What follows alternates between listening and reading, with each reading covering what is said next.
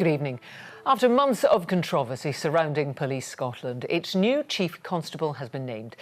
Ian Livingstone has been in interim charge while his predecessor Phil Gormley was under investigation for gross misconduct. Well, our Home Affairs correspondent Rival Alderson joins me now. So tell us about Ian Livingstone. Well, he was the front runner for the job, which pays more than £215,000 a year. And that's not just because he has been in interim charge since September. It's because he's regarded by rank and file officers and officers of all ranks as a good guy, a man who they can trust. But he's actually got relatively short experience within the police service for a job of this seniority, because after he left university, he practiced as a solicitor for a number of years, and then he joined the Lothian Borders Police in 1992, eventually rising to be the head of their CID. But his record and his character have been endorsed by the chair of the Scottish Police Authority, which has appointed him. He is an outstanding police leader. He's made an immense contribution to policing in Scotland over many years, and I think is well known to have a tremendous commitment to the future of policing in Scotland. I said from the outset that we would have a very robust open process for this appointment because we were looking for an outstanding police leader and also a very strong public leader in Scotland, someone that will take policing in Scotland forward. Rival, the centralised force, as you well know, has been surrounded by a series of controversies. Will this mark something of a new start? Well, Susan Deakin, of course, is very well aware of that. She's only in her position because of controversies surrounding her predecessor. And Ian Livingstone himself has been the subject of allegations about his behaviour at the Tullyallen National Police College several years ago, after which it has to be said he was exonerated. But the process to appoint the new Chief Constable has been exhaustive. It's taken 6 weeks, and there have been checks on all of the candidates at several different levels from a number of different outside agencies. So the hope of the SPA, and I suspect also the government, is that the headlines about Police Scotland in future will be about how it tackles crime and, in its own ghastly phrase, keeps people safe. Thank you very much. On the first day back at school for many children, a row over assessments for those in Primary 1 has intensified. The tests check a child's literacy and numeracy and last about 3/4 of an hour. Well, today a campaign was launched to encourage parents to withdraw their children from the tests. However, the government says there's no legal right for them to do so. Here's our education correspondent, Jamie McIver. Hands to pick a daisy. Today will be a day these children should remember forever, and their teacher is starting as she means to go on. In Primary 1, children usually learn through play, but the row that's growing certainly isn't a game. At some point during Primary 1, the government expects the school to assess the literacy and numeracy of the children. The same assessments are used by every state school in Scotland, although just what they do in practice may vary. Children answer multiple choice questions on a computer. It's meant to be enjoyable and nobody passes or fails. Parents don't need to give permission first. Still too young. Maybe a few years after that, maybe Primary 4, Primary 3. As long as it wasn't causing too much stress and the teachers are happy enough with it, then I guess I'd be happy enough as a parent as well.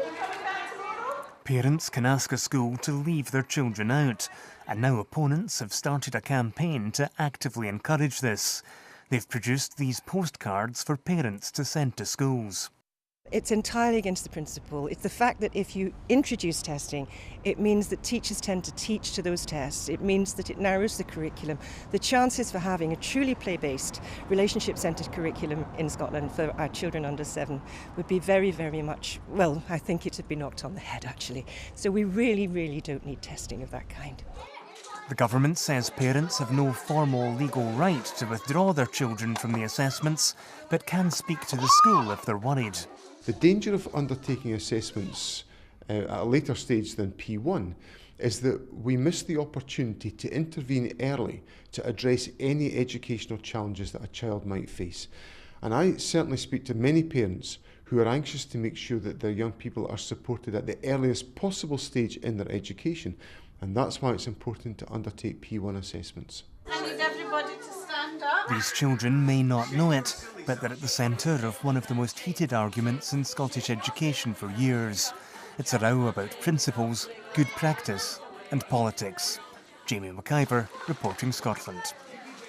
Anti-abortion campaigners have lost a legal challenge to stop the use of abortion medication at home. Last year, Scotland became the first part of the UK to authorise the use of the drug misoprostol outside a clinical setting.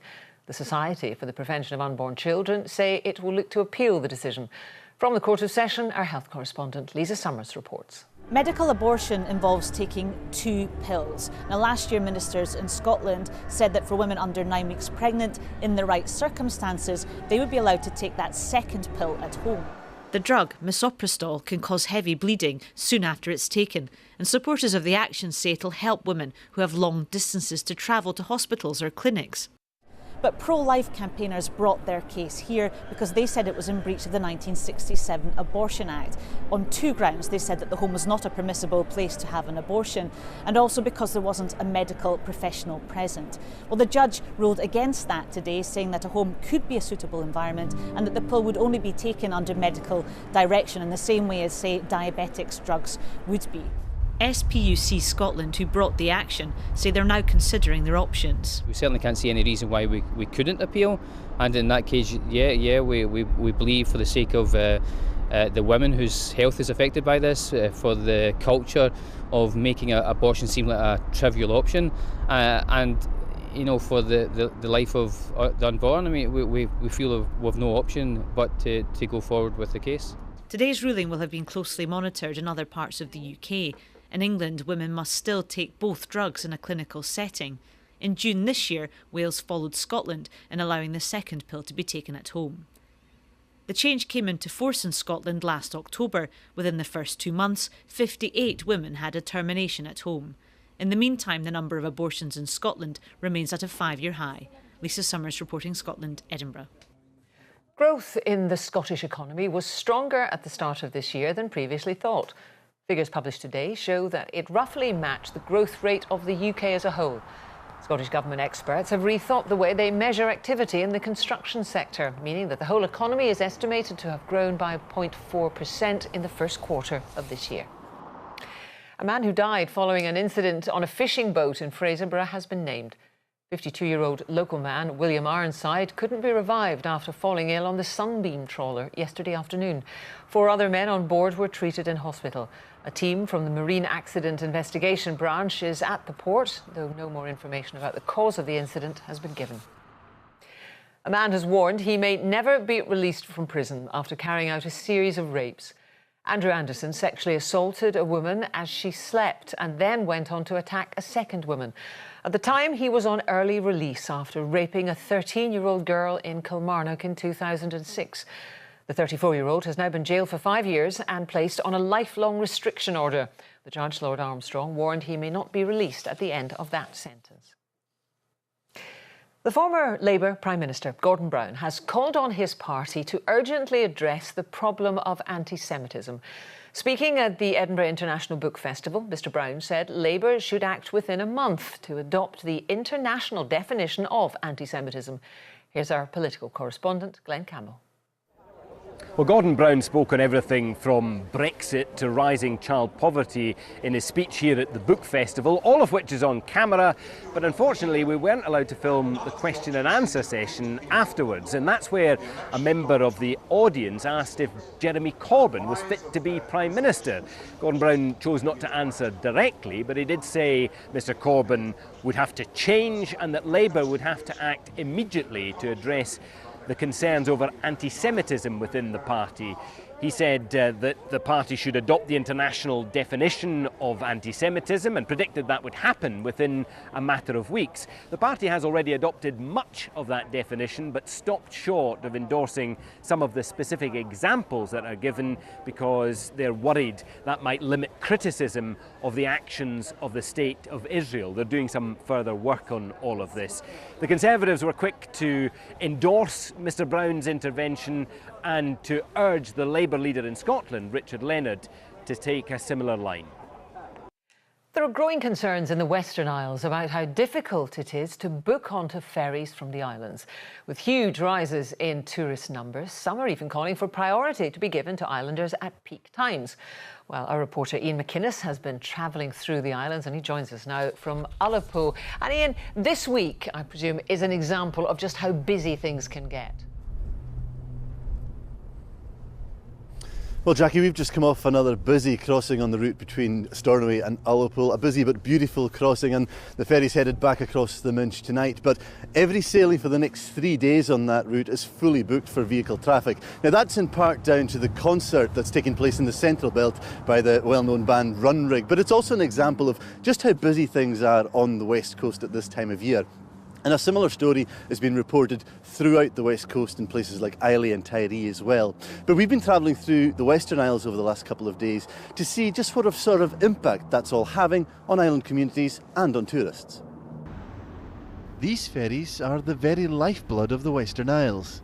But with visitor numbers booming, islanders are often unable to get away. Many are calling for more capacity and more vessels en route to the islands. A new ferry is being built for this route between Uig, Tarbert and Lochmaddy, but it's already seriously delayed and it looks like it won't have much of an impact on the capacity available. Local businesses especially are feeling the impact. Ian runs a bistro and smokehouse in Uist. It has a big impact really on the locals being able to travel to and from the mainland. The infrastructure of the island, supplies on and off. For instance, our shelves at the smokehouse are goods being delivered in lorries. Space availability for the locals and the businesses is restricted. Some are even suggesting priority should be given to islanders.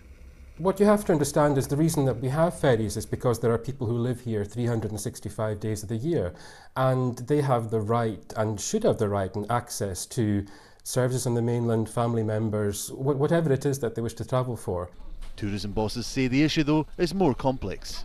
When the ferries get really full, everybody gets impacted by lack of capacity. Visitors can't get here, locals can't get away and do their own business. I think it's wrong to try and pitch locals against visitors in terms of capacity.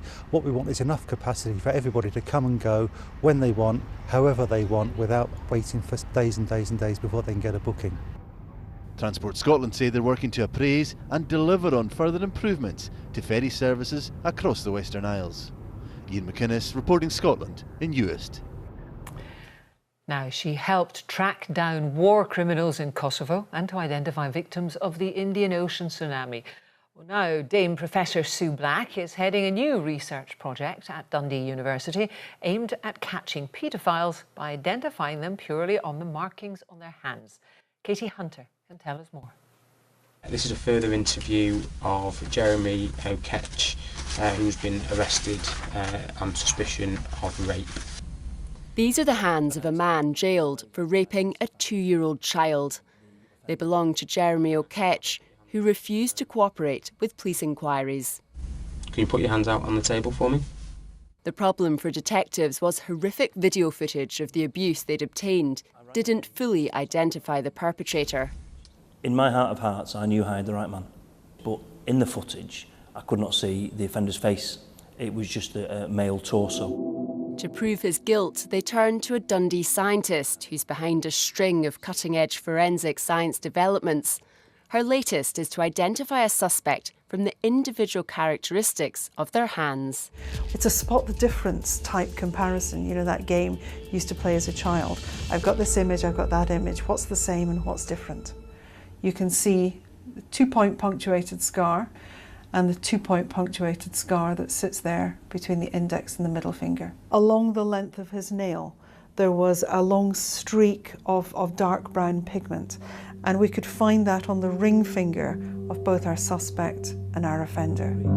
The Dundee team has been working for some time to develop the technique, which prosecutors say was pivotal to convicting O'Ketch. So when I first saw Sue's report, I thought we got him. I just waited for him to plead guilty, and he did. O'Ketch was jailed in 2015 for 15 years.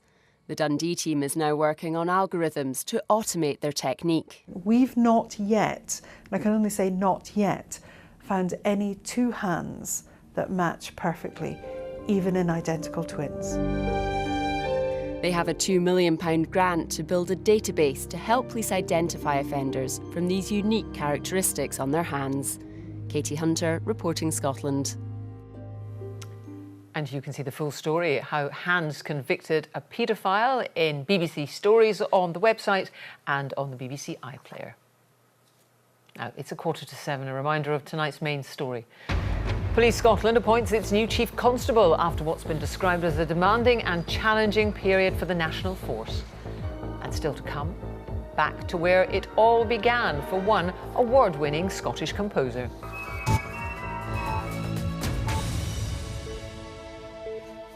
It's a year since the delivery of Scotland's first baby boxes, with more than 52,000 of them handed out. At a cost of almost £9 million a year, some critics have questioned the cost of the scheme.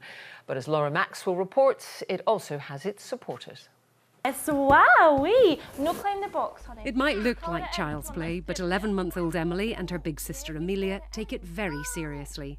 And with 2 girls under the age of 2, Mum Katie needs all the help she can get. The stuff in that box, I never thought about using it until I'd seen it, and I was like, oh, I never thought about getting that, I never thought about getting this. So being able to use everything in that box was just amazing.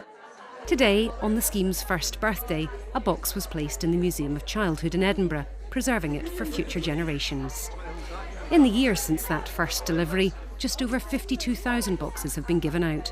That's an uptake of 85%. And even in its infancy, the Scottish Government says a survey of the scheme shows 100% satisfaction among parents. It's that feeling of support around the family at the time that the baby's born, and that feeling of anticipation that this baby is welcome and loved and coming into the world. I think that's worth it. But not everyone agrees. At £160 each, the scheme has an annual bill of £8.8 million. It's money critics think could be better spent. These are the things that they think, everything else is easy to come by. This one, for instance, Audrey Dempsey runs a baby and family support service in Glasgow. It works like a food bank, but for childhood essentials. The baby box is a nice idea, but we don't live in a world where nice is needed. And personally, I would have preferred to have seen the money that has been invested in baby boxes being invested in somehow helping these parents to achieve, these big necessities that are too expensive for most of them. It's not just what's in the box, it's a place to sleep too. It's safe, it's secure, and the mattress is really thick, and you know for a fact they're going to be safe. While there has been some controversy, the Royal College of Midwives say the benefit of giving a baby its own sleep space is likely to reduce the risks associated with co-sleeping. They're calling for the scheme to be introduced across the rest of the UK. Laura Maxwell, reporting Scotland, Edinburgh. An employment tribunal has ruled against a fisheries officer employed by Marine Scotland at Scrabster, who claimed she was harassed by colleagues.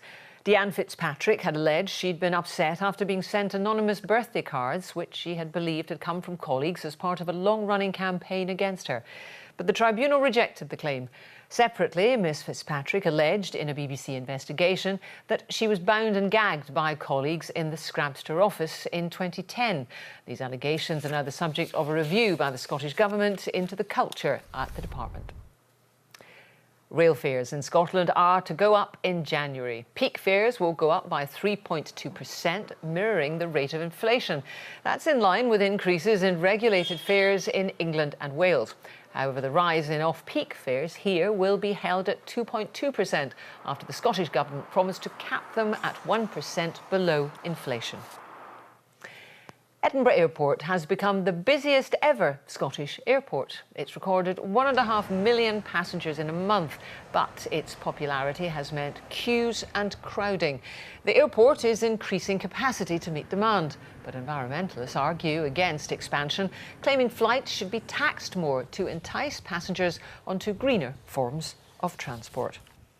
Well, talking of green, Celtic were knocked out of the Champions League last night after defeat to AEK Athens. But the club's troubles don't end there. There are rumours of unrest in the dressing room, and the financial hit for the club will run into millions of pounds. Rona McLeod reports. Celtic having to defend well in these... A defence in disarray. Celtic were punished within 6 minutes. Then again, just after the break, uncomfortable viewing for Celtic and their fans. And it's a free header.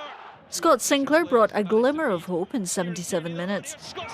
But despite eventually wrestling the ball back into play, time was called on Celtic's Champions League aspirations.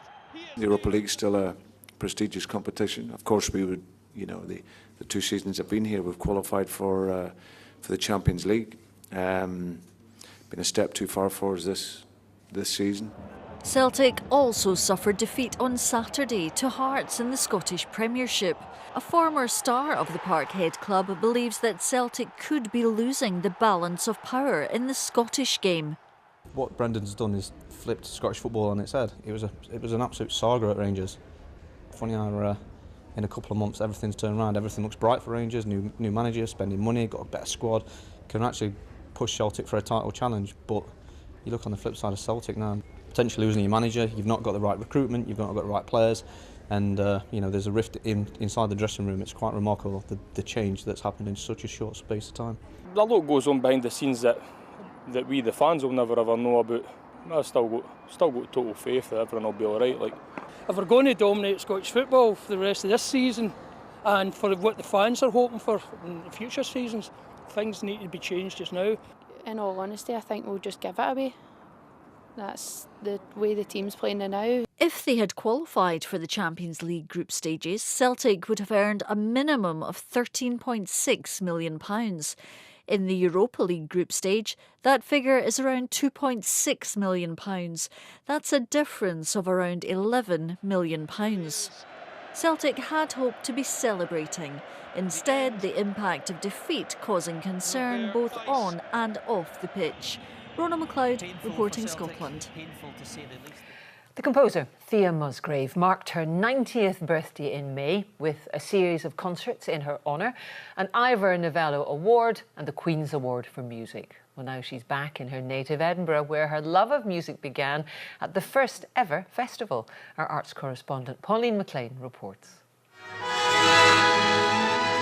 Princes Street, one of the world's most beautiful thoroughfares, echoes to the sound of alien voices as the world answers Edinburgh's invitation to her 5th Festival of Music and Drama. It was a city with trams, and so the electric wires were on poles, and each pole was decorated with a wonderful bouquet of flowers. The whole of Princes Street had these flowers going along the whole street. Thea Musgrave recalls the very first Edinburgh International Festival in 1947. In the war we missed things, there wasn't enough of anything, and to see this was just absolutely wonderful, let alone all the musical delights and concerts that we went to. Music lovers throng to Usher Hall to hear great music greatly performed. As a student at Edinburgh University, we got to usher some of the concerts. And so I had very little money in those days, so to get into the concerts free and, you know, show people to their seats, and then you got to hear the concert was absolutely stunning. Thea too would go on to an international career in music. She returned to the festival in 1977 to conduct her own opera. And again this year to hear the BBC Scottish Symphony Orchestra perform her work. Her 91st year has been one of tributes and awards, but she's still working. I'm very superstitious, so I won't tell you what I'm working on right now. The minute I've finished, I'll bore you for hours and give you all the details, but not while I'm working on something new. And has no plans to retire. No way. I enjoy what I do too much. No way. No retirement. Pauline McLean, reporting Scotland, Edinburgh. The inspirational Thea Musgrave. Now, the weather, perhaps not so inspirational. I thought you were going to say I was inspirational, Jackie. You are, we know that. So are you. Thank you very much. A very good evening to you. Cloud and blue skies, we're going to see a lot of that over the next couple of days. Let's look at the pressure chart. Certainly low pressure driving our weather at the moment, throwing weather front after weather front out. This one, though, is a cold front, so once that clears away this evening, much fresher conditions and indeed showery conditions as well. So here's that cold front sinking southwards, bands of rain and cloud. It does clear away, and actually we're seeing some late brightness over the west now. Tonight it'll be dry with clear spells from much of the country. Some showers for for the west coast. Sunday will be quite heavy as well. Overnight lows typically of 10 Celsius, a wee bit lower in the countryside, and a wind starting to pick up along the west coast as well. So a lovely start to the day for southern and eastern Scotland and the Northern Isles as well. Good sunny spells. Showers from first light towards more western areas. Now, as the winds veer into the west, those showers becoming more widespread during the course of the day, blustery in nature as well. So it will be a case of sunshine and showers. Now, for the Northern Isles, it'll be windy here tomorrow with quite a number of showers, but actually we'll see fewer showers for the likes of Aberdeenshire. But notice the temperatures, a much fresher feel to things tomorrow. The air's coming all the way down from Iceland, so you'll notice coolness in the air. Sunshine in between those showers. They will be blustery in nature, mainly focused, I think, across more western parts of the country. But again, it's not wall-to-wall showers. We'll still see some sunny spells in between times. So as we head towards tomorrow evening, we'll lose the showers from eastern Scotland, become more focused across the west, some evening sunshine to end the day on, and then largely dry overnight as well. Then on Friday, the next weather front approaches. It brings outbreaks of rain across western Scotland. It will be windy here as well. We are looking at gales for the west coast at times. The rain band crossing the country, but very little rain reaching eastern areas, but windy really everywhere. And again, we're holding on to that fresh feel. So for the weekend, looks like Saturday will be the better of the 2 days. It'll be drier, some showers for the northwest. Sunday, most of us seeing outbreaks of rain at some point in the day. And that's your weather forecast. Back to you, Jackie. Thank you, Judith. And now a reminder of tonight's main news. In Italy, at least 39 people are known to have died in the Genoa bridge collapse. Politicians have fiercely criticised the company responsible for maintaining the country's motorways. And that's Reporting Scotland. I'll be back with an update in our late bulletin, which is at 10:30. Until then, from all the team across the country, enjoy your evening. Goodbye.